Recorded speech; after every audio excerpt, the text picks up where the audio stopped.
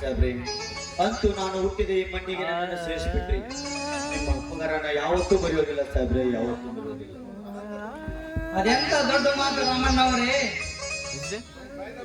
ಬಾಯ್ದಿ by ಅಂದಾಗೆ ನಿಮ್ಮ ಕಾಲಿಗೆ ಏನಾಗಿದೆ ಎಂದು ನನಗೆ ಹೇಳಲಿಲ್ಲ. ಅವಾಗಲೇ ಹೇಳಿಲ್ಲ ಸಾಬ್ರೆ, ನನ್ನಿಂದ ನೀವು ಏನೋ ಸುಳ್ಳು ಮುಚ್ಚಿಡುತ್ತಿದ್ದೀರಾ. ನಾನು ಸರಿಯಾದ ಸಮಯಕ್ಕೆ ಇನ್ನೊಮ್ಮೆ ವಿಚಾರಿಸಿ ನೋಡುತ್ತೇನೆ. ಪಿಸಿ ನಡಿ ಹೋಗೋಣ.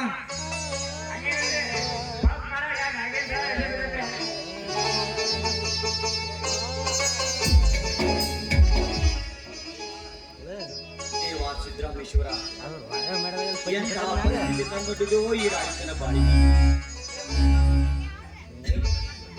ವಜ್ರಕಾನ್, ನನ್ನ ತಂಗಿ ಸಾವಿಗೆ ಕಾರಣವಷ್ಟು ಅಲ್ಲದೆ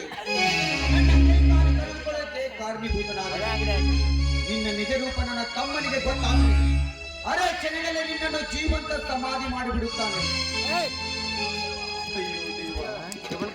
ಎಂತಹ ಪರಿಸ್ಥಿತಿ ತಂದೊಡ್ಡಿದೆಯೋ ನನ್ನ ಬಾಳಿಗೆ. ಇದೇ ರೀತಿ ಮುಂದುವರಿದರೆ ಈ ರೈತನ ಕಣ್ಣೀರಿಗೆ ಆಸರೆ ಯಾರು? ಎಂತಹ ಕಷ್ಟ ಇದ್ದರೂ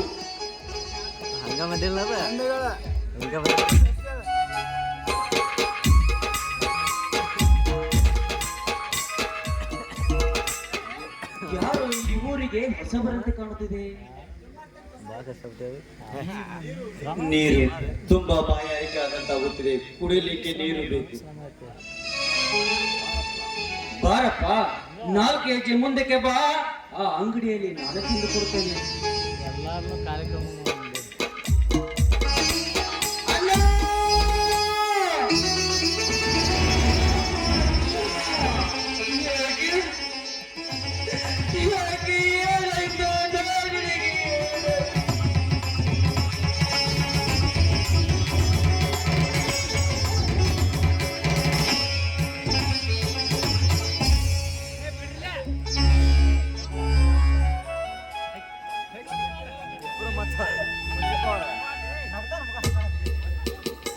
ತಮ್ಮ ಹುಲಿಯ, ಹೇಗಿದೆಯಪ್ಪ?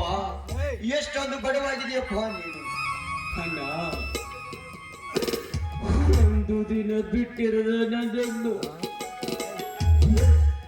ಎಷ್ಟು ದಿನ ಬಿಟ್ಟು ಎಲ್ಲಿಗೆ ಹೋಗಿದ್ದೆ ಅಣ್ಣ? ಎಲ್ಲಿಗೆ ಹೋಗಿದ್ದೆ? ಅದು ಎಲ್ಲ ವಿಧಿಯಾಟಪ್ಪ ಅಣ್ಣ.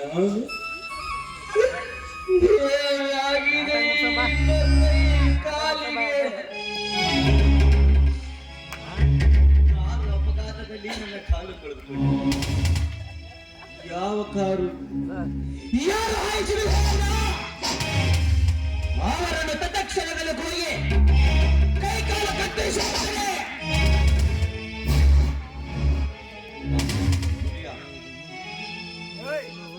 ಗತಿಸುವುದ ಸಮಯವನ್ನು ನೆನೆದು ಮತ್ತೇಕೆ ಕೊಡುವುದಪ್ಪ?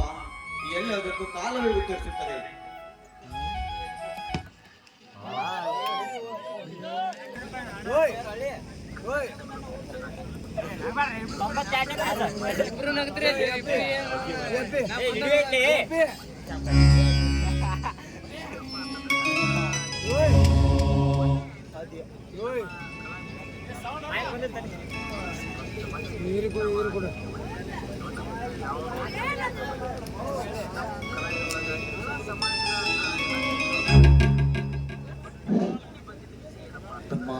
ಅದು ಯಾವ ಊರು, ಅದು ಯಾವ ಜನ ನನಗೊಂದು ಗೊತ್ತಾಗುತ್ತಿಲ್ಲ.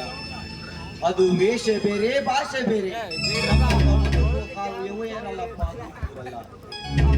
ಅಲ್ಲಿ ಇಲ್ಲಿ ಭಿಕ್ಷೆ ಬೇಡಿ ನಿನ್ನನ್ನು ಹುಡುಕಿ ನಿನ್ನನ್ನು ಬದಲಿಸುವ ಅಣ್ಣ. ನಾವೆಲ್ಲ ಇದ್ದು ನೀನು ಅನಾಥನಂತೆ ಬದುಕಿದೆಲ್ಲ ಯಾಕೆ? ನನ್ನ ತಂಗಿಗೆ ಏನಾಯಿತು? ಆ ಕೊಲೆ ಅಪರಾಧಿ ನಾನಾದೆ. ನಮ್ಮ ಸಮಸ್ತ ಆಸ್ತಿ ಪತ್ರಗಳೆಲ್ಲ ವಜ್ರಕಾಂತರ ಕವಿಮುಷ್ಟಿಯಲ್ಲಿದೆ. ಅದನ್ನು ಕೇಳಲು ಹೋದರೆ ನಿನ್ನ ತಂಗಿಯನ್ನು ನಿನ್ನ ಅಣ್ಣನು ಆಸ್ತಿಗೋಸ್ಕರ ಕೊಲೆ ಮಾಡಿದನೆಂದು ಹೇಳುತ್ತಿದ್ದೇನೆ ನಾನು. ಇದು ಎಲ್ಲವೂ ನಿಜ ಏನನ್ನ? ಇದು ಎಲ್ಲ ನಿಜ. ಯಾವುದು ಸತ್ಯ ಯಾವುದು ಅಸತ್ಯ ಎಂದು ಕಾಲ ಇದು ಇನ್ನುವರೆಗೂ ಮುಚ್ಚಿದ ವಿಷಯ ಇವನ ಮುಂದೆ ಹೇಳಿಬಿಡಲೇ ಬೇಡ ಅದಕ್ಕೆಲ್ಲ ಕಾಲವೇ ಉತ್ತರಿಸುತ್ತದೆ. ಯಾಕನ್ನ ಒಬ್ಬನೇ ಮಾತನಾಡುತ್ತಿರುವೆ, ನನ್ನಿಂದ ಏನು ವಿಷಯ ಮುಚ್ಚಿರುವೆ ನೀವು? ಅದು ಏನೆಂದು ಹೇಳೋಣ, ಇಲ್ಲವಾದರೆ ಈಗಿನ ತಮ್ಮನ ಮೇಲೆ ಆಣೆ ಆದಿತ್ತು.